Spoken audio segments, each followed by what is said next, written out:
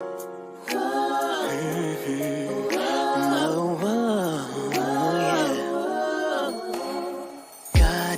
has truly been good to me.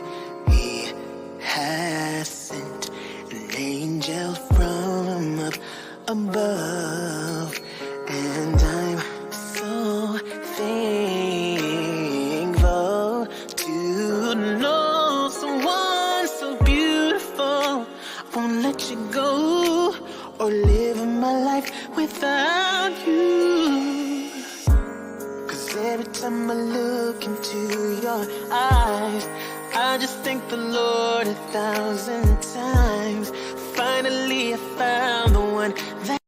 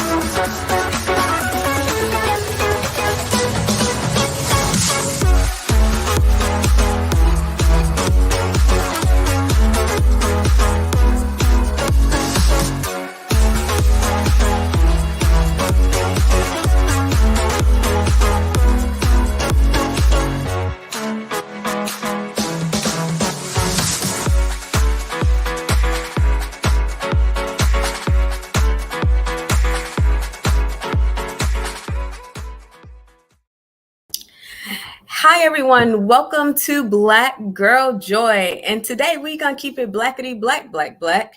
We are talking about our Black stories. So we are talking about how we experience being Black and embracing our Black stories. All right. Okay, so let's get this started. I have a special guest, and I'm gonna bring her in right now. Miss MJ Larkin, how are you? I'm good. Excited to see Awesome. where our conversation takes us. Hey, everybody. No, this is going to be so fun. So, the way this came about was I thought about how we look at Black history as if it is far off Black history. And we really, let's be honest, which is why I guess it was McDonald's or someone said Black 365, right? Because we've really segregated Black history a little bit. And we still back in those days with this. And I thought about how it still impacts us and how it's so close to us. The things that we discuss is so close to us. It's not far away. So I wanted to have this discussion. I hope everyone in the audience joins in because everyone has a different experience, right? Everyone experiences their culture, like their journey in life, their race, how it impacts them differently. And I would love for this to be a moment for us to share with each other. So I want to hear about your Black experiences. So this is where this started.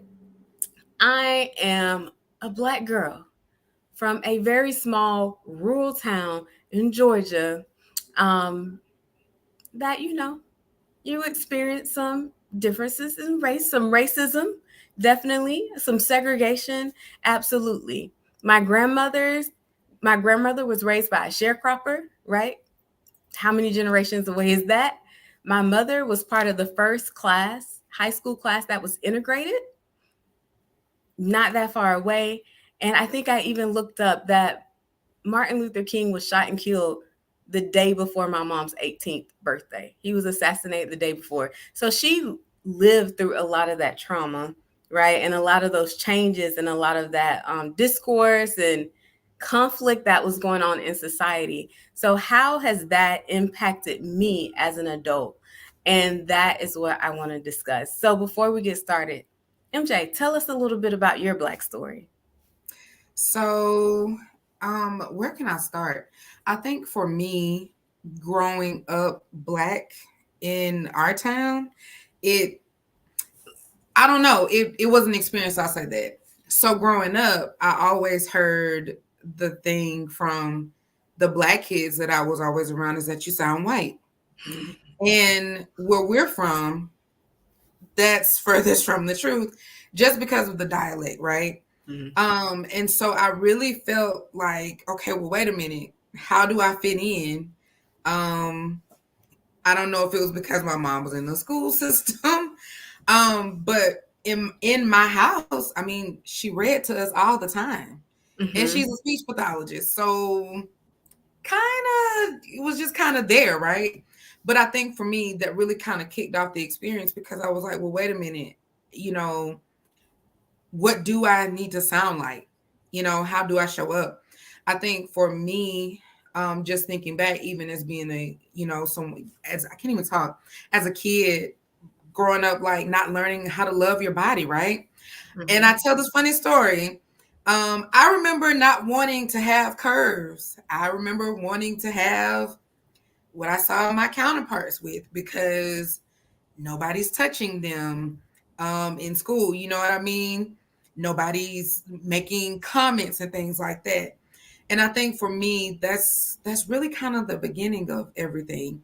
I was always raised to be proud of who I am and that in everything you do, you strive for excellence. So it didn't matter how I, showed up or whatever, as long as I just put my best foot forward.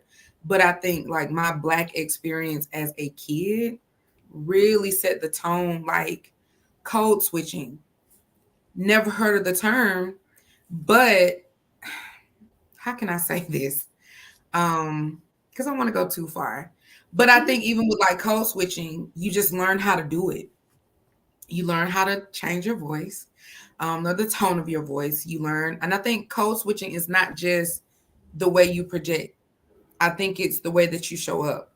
I remember not wanting to go on interviews unless I could have my hair pressed, or not wanting to wear braids in the workplace because I didn't want anybody to judge me or say anything.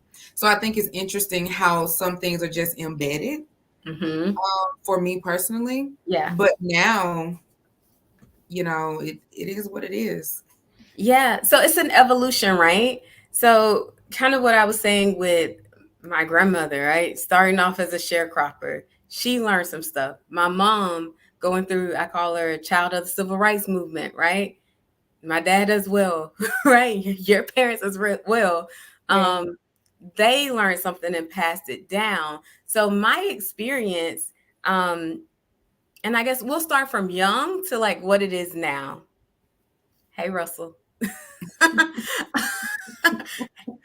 So we'll start from young for what it is now. I don't think for me, I don't know if I was ever taught, like that black was bad. But I will say that coming from a parent who experienced like integration and stuff like that, I was taught that the safest thing I could do and the best thing I could do for myself is to blend in and be invisible. So when you go to school, you sit down and you be quiet. You don't cause any trouble. You do exactly what they ask you to do and you fit in and go. And I'm an introvert, so it's kind of natural for me anyway, but that's what I was taught. Like you get on the bus, you don't say nothing. You sit down, you don't say Mm. anything. You want to be as invisible as possible because I think in their day and age, bringing attention to yourself was actually dangerous, right? It was dangerous Mhm. to be integrated and then you bring in attention. Oh, you think you're smarter than this. Oh, it was dangerous. So that's one of the things as I was younger, sometimes I may have wanted to be more free, right? And more adventurous, but I was definitely taught like, okay, blend in, go with the flow. And it served me in some places. Like, let's be honest. It served me well in some places to do that. Does me a disservice as an adult sometimes to do that. But in school, it kind of served me. So what lesson do you think you kind of took away as a kid about being black and how you should behave and act? That I needed to be safe around white people. Mm. The way I spoke, the white people where we're from, they don't sound like this. Mm-hmm. If we're gonna be completely honest, because we are from rural South Georgia. So that was the first thing. But then the other thing was don't wear certain things, don't do Mm. certain things to your hair. Don't and I was always encouraged to show up. And I Mm-hmm. wasn't necessarily taught that black was bad, but it Yeah. was kind of like an undertone in the house that this is what you do when you're in the presence of white people. Mm-hmm. So I grew up with the mentality of, okay, well, how you spoke about blending in, it wasn't even for me about blending in and being quiet. It was just, okay, you learn how to adapt. And Mm. so as a kid, I learned very early that, okay, well, if I sound this way, if I dress this way, if I look this way, I won't be too black, if that makes sense. Mm-hmm. That's scary. And I can speak, and even speaking about my parents, again, my dad is class of 668. So And he then was with he yeah, was with my yeah. And then mom. my mom was a part of the group that had the first integrated prom. Mm. So they're coming along in a time where you can you can be black and be okay. You can be smart. You can be athletic because that's accepted among your peers, right? Mm-hmm. But then what I often think about, like what that transition must have been like for them to now what looked like, oh wait, we can't go over here, right? We're not allowed to be in this space. Now you have the freedom to come and do as you want. Mm-hmm. I think again, education was preached in the house. I knew I was going to college Mm-hmm. because it was going to be no other way. But I think in terms of how to interact with other races, it was more of a thing of how can I make other people comfortable around me versus no, just be yourself and everyone else will adjust. And Mm-hmm. it has taken a year and a half of and just full disclosure, transparency, I should say, a year and a half of therapy to Mm-hmm. really undo a lot of the things that served me. I mean, it's because it's kind of a sense of self-preservation. If you Yeah. think about it, how can I protect myself, but also make other people feel safe as well? Mm-hmm. And so I just think in terms of like now that I'm older, okay, I do have a new confidence and I'm free to walk in that. Yeah. Miss Grace says, "Yep, I get the you sound white all the time. I call in my office voice because I use my real voice with family and friends, which is basically just deeper voice, more comfortable." Yeah, I think they had a whole movie. It was a bizarre movie, but they had a whole movie about that, right? The guy working in the office. Yeah. Yeah, and he turned it on, turned it off. I remember the first time I moved out of Georgia, South Georgia. And I was actually in Miami. And they used to call me Paula Dean. Inappropriate now because we know about Paula Dean. But I used to come in and say, hey, y'all. It was before the whole controversy. And they're like, hey, Paula Dean. And I felt so self conscious. I think it's this it's this mechanism of just walking around feeling self-conscious in certain spaces. And when you come home, you're like, whew, right? It took all of my Yeah. energy, but I was taught all of these skills that constantly make you feel like you're being judged, right? You're being watched, you're being evaluated and assessed all the time. And you are, essentially, because people are always watching you. I Mm-hmm. mean, I this is a funny story. I was in labor with my daughter, and they let some of the student nurses come in and observe, like, Mm-hmm. to check my blood pressure, all of these things. But there was a student there from Ashburn, Georgia, Ooh, which is right in our neighboring town, right? yeah. And she heard my mom talking to me, and then she heard me talking, and she goes, "Are y'all from Florida? Y'all don't sound like y'all from here." And my mom kind of gathered her together, like, "No, we are from, Fitzgerald or whatever." Mm-hmm. I say that because it's everywhere, right? So you're constantly reminded of something that makes you feel different. And I Mm-hmm. think for me, I didn't even know I was code switching. I just knew that, hey, when I'm around white people, I sound a little bit more like this. Um, and when I'm here, I sound a little bit more like that. And so in those moments of like the back and forth, right? Mm-hmm. Of really trying to just be who I am, I have Mm-hmm. to walk in that. Yeah. I'm raising my daughter to be comfortable in who she is, Mm-hmm. because she's gonna face her own thing. So it might not be that she ever hears that she sounds like she's white. It may be Mm-hmm. something about the way she looks or her hair or something like that. I think the other thing too, going back to what I said earlier, so many of us have been taught to make white people comfortable. Mm-hmm. And I've had these conversations before where it's like the safe black person. And so for Mm. me, again, I think it's kind of been embedded to like, no, you can show up in this space, but don't be who you are, right? So Mm-hmm. yeah, you can talk, you can share your knowledge or whatever, but don't do this, don't do that. So I think for me, I'm still unlearning certain things. Mm-hmm. Even the way that I speak, I'm more conscious of it. Yeah. Because like, no, this is how you sound.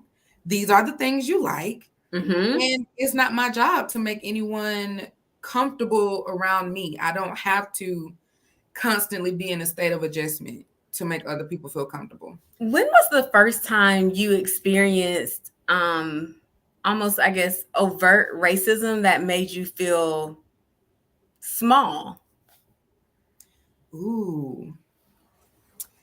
or angry? Um, our 10-year reunion. That was the first time? Okay, you Think about it. Think about it. So up until then, I'm still in Fitzgerald. I had not Mhm. moved yet. Um, and again, you got to think about, this is the other part I was sharing earlier.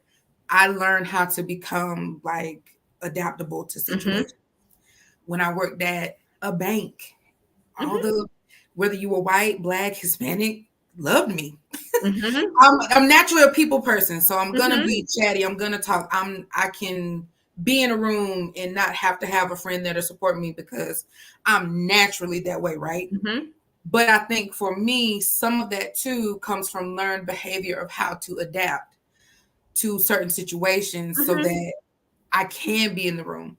But that was the first time I ever experienced that because classmates that we went to school with who were really buddy buddy and really cool, and I still don't have a problem with them to this day, Yeah. even all these years later. But to see them say certain things was really Mm. hurtful. To see them call us colored, to say that they're going to do things separate, to make accusations about me mishandling money and things like that.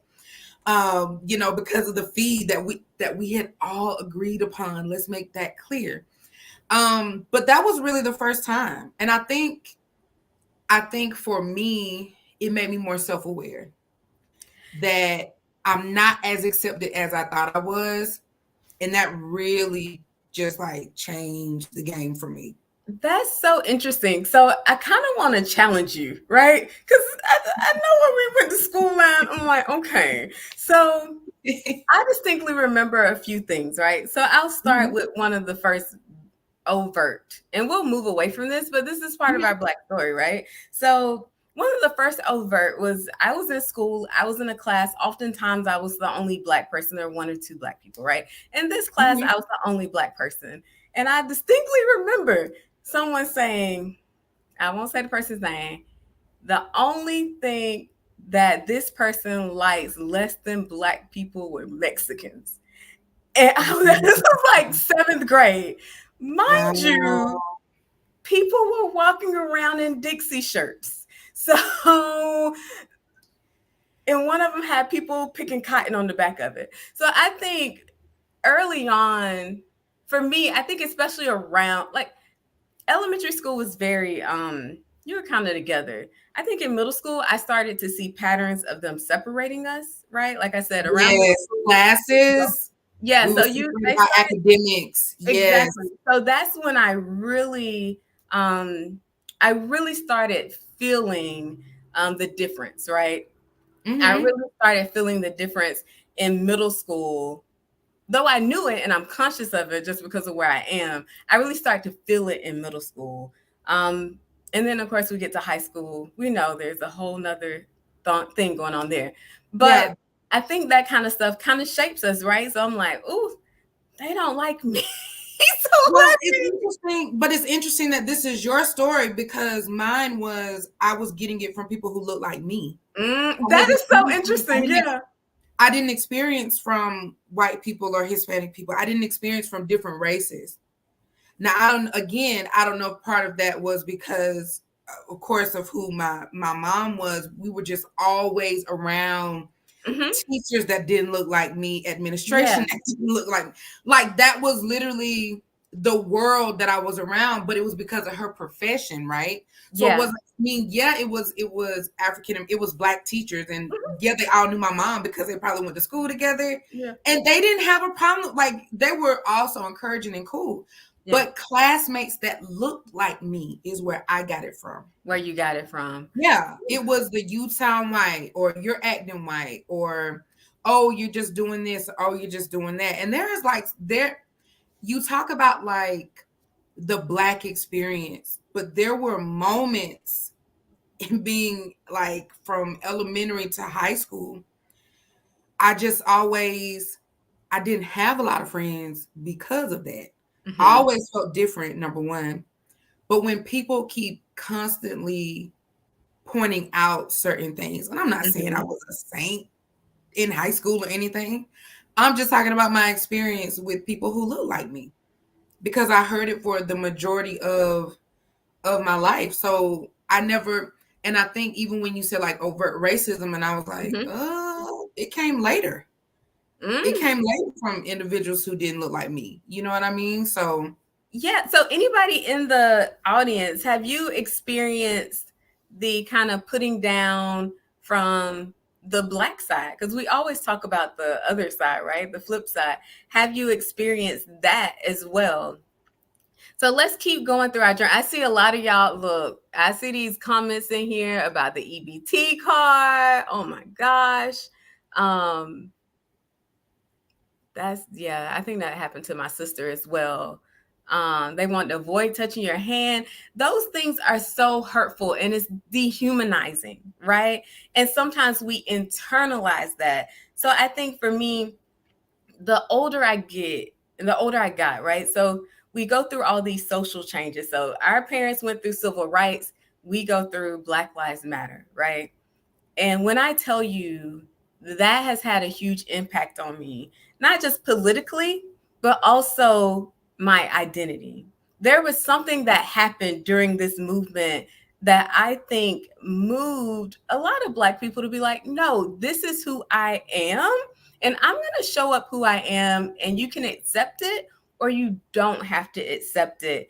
And I remember thinking, wow, like being Black means your ancestors, your direct ancestors were survivors, right? Even though what they went through was horrible, they were survivors, they were resilient, they were smart, they navigated a system that was meant to oppress them, right? And sometimes kill them. Like when I think about anyone who came before me in my community, I feel nothing but pride now. And that came a little later because I wasn't really focused on it. And we know we didn't really learn Black history in school, right? Like, we didn't learn the truth about what was going on.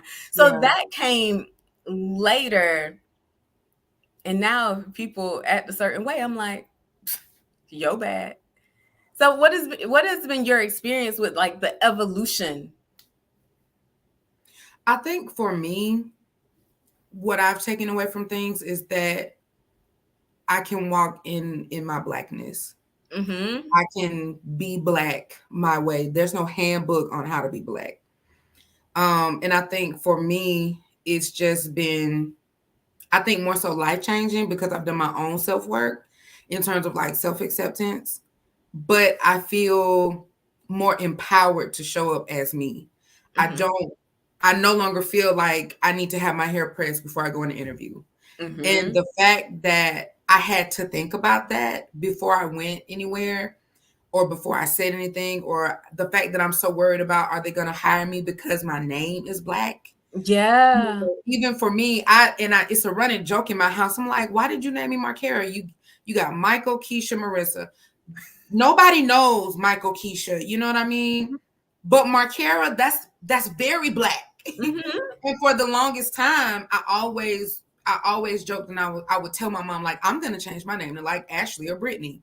Because Oh, those were popular names, when yeah, they were. we were coming up. How many Nicole's, Brittany's, and Ashleys do we know? But I Mm-hmm. wanted to be a Ashley or a Brittany because it seemed like it made other people more comfortable. So now, even the part about me using my government name, my birth name, Markerra, and Mm-hmm. not MJ. So I think for me overall, just me personally, I feel more comfortable just being who I am. Even the issue of colorism, I know we haven't covered that subject, It's right but there. even the issue of like colorism. Mm-hmm. Um, when I was younger, I wanted to be a lighter skin because it Mm-hmm. seemed like that's who all the boys wanted. Um, Yeah. now, we're seeing like bleaching of skin and like we're seeing all these things happen. But now we're slowly seeing that transition to where it's like self acceptance. And you don't have to totally accept something for it to be, normalized. Yeah. But I think for me, as I've aged, I'm just more comfortable. And then to be surrounded by other women who are comfortable in their Blackness as well is very empowering. That is so true. So I think it's funny. As I started coaching, I was very specific about who I wanted to be. I didn't want to show up buttoned up. I have serious issues with the word professionalism. I use it very rarely because to me, professionalism has a connotation to it, right? And so wherever I show up now, I'm like, I'm going to talk like a country girl. Like, that's my dialect. Okay. And it's beautiful Right. and it is what it is. But I think you're right, right? So it's like, okay, are you too dark? Are you too light? Do you talk Yeah. do you talk too like too Yeah. proper? Too And we're proper. taught that Black is bad. Mhm. I mean, media, anytime, when we go back to like, what is it, Cinderella and the evil queen or whatever, or Sleeping Beauty, whoever, what is she dressed in? Black. Who are Yeah. the characters surrounding her? Black crows, people dressed in Black. So we're taught from a very young age that Black is bad. Yeah. And now to have, to be able to have walk in your own Blackness, that's life changing. And I just think about like in those moments, if I could just go back and give young Markera a hug, I Yeah. would, and let her know, like, you are good. You're accepted. You don't need a flat butt and no hips. You don't need to feel any way about the way that you talk, the way Mhm. hair, anything like that. You are fine and everything works out for you as you are. So What do that's you definitely the message I try to preach. Sorry, I didn't mean over talk know? you. What do you think the switch was? Like, because you saw a movement where women started wearing their natural hair. I think I remember it kind of starting there with women like cutting off their hair, having the afros, and you saw natural hair in every. I noticed when I was like maybe like 2005, 2006. I was like, Mm-hmm. oh, every McDonald's commercial with a black person has the woman with natural hair. I found that so interesting. I was like, why are they doing that? Um, what do you think the catalyst for that kind of switch was, where it went from this generation of like, okay, we got to act this way, we need to look this way, to our generation where we like, okay, I'm just gonna do whatever. I think for me, even as you say that, I think somebody was in the room and said we should be inclusive. If you think about it, a lot of media at that time, you had the whole neo soul movement, right? I Mm-hmm. remember seeing Erica Badu in her head wrap and Oh her yeah. natural wear doing Tyrone, and I was like, up until then, everybody had weaves or their hair That's pressed. so It true. was Yeah. straight. It was straight. So I think it's interesting. And if even if you go back further, if you think about like our parents' time, right? Mm-hmm. How everything really comes full circle because they wore afros. They Mm-hmm. had, their hair processed, but Mm-hmm. it didn't make them any less black. But of course, you're gonna have those select few that may say you're not being true to yourself because you're Yeah. not showing up like everyone else. But I think it was more so somebody was in the room and said, how can we include what's hot right now? And if you notice, of course, with any media, regardless of like any campaigns or anything, it goes to whatever is hot at that time. Mm-hmm. So if it's cool to wear braids, if it's cool to wear, athletic gear or whatever, what are you going to start to see? Because they want that buy-in. They want to convey, to me, they're trying to convey a message of like, hey, we see you.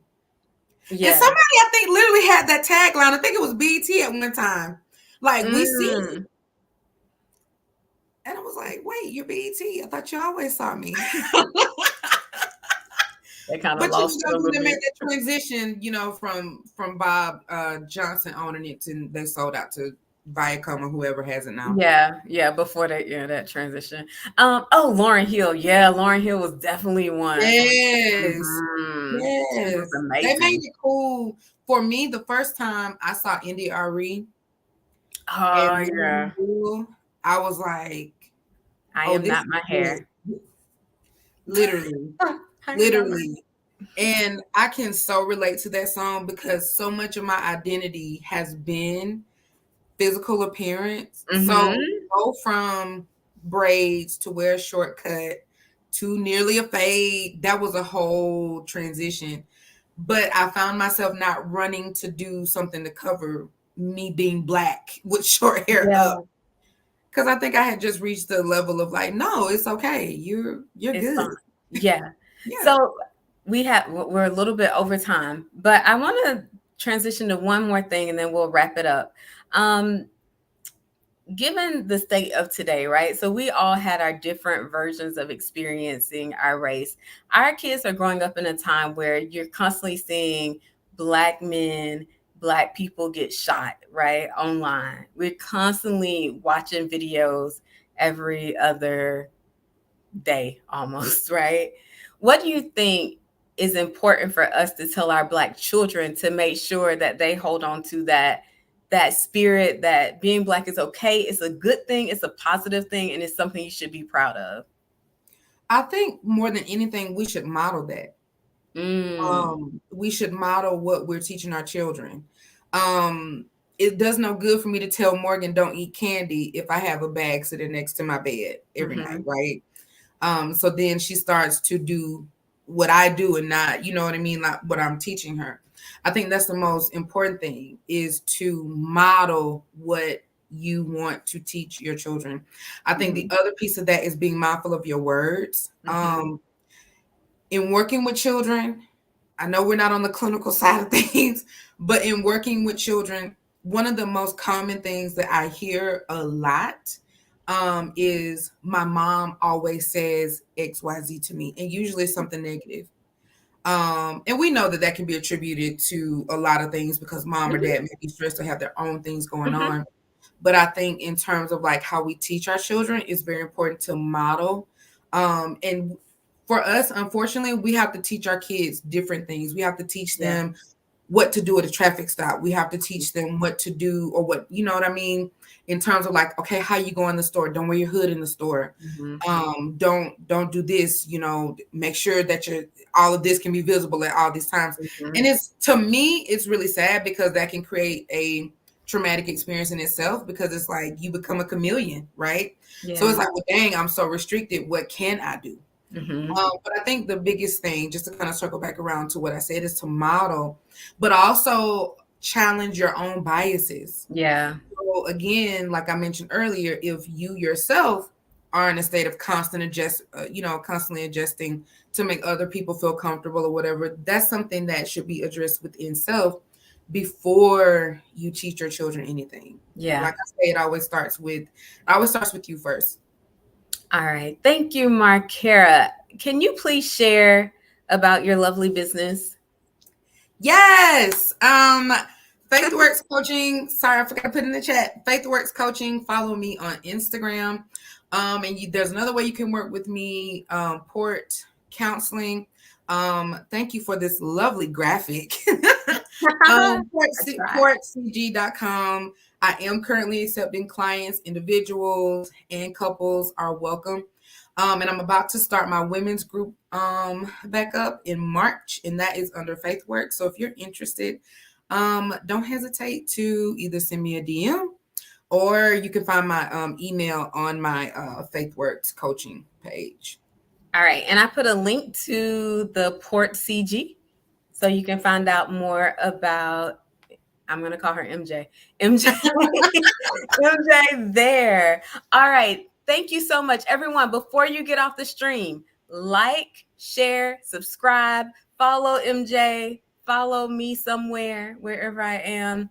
And I just want to thank you so much for joining us. Every one of us has our unique story, our unique Black story, right? And even if it's not Black, our unique woman story, our unique man story, whatever that story is, we all have it. And I just want to encourage everyone to embrace your story, to take those hard moments and take pride in everything you've done to overcome them, and what your family has overcome, and what the family before them overcome, and what our community has overcome.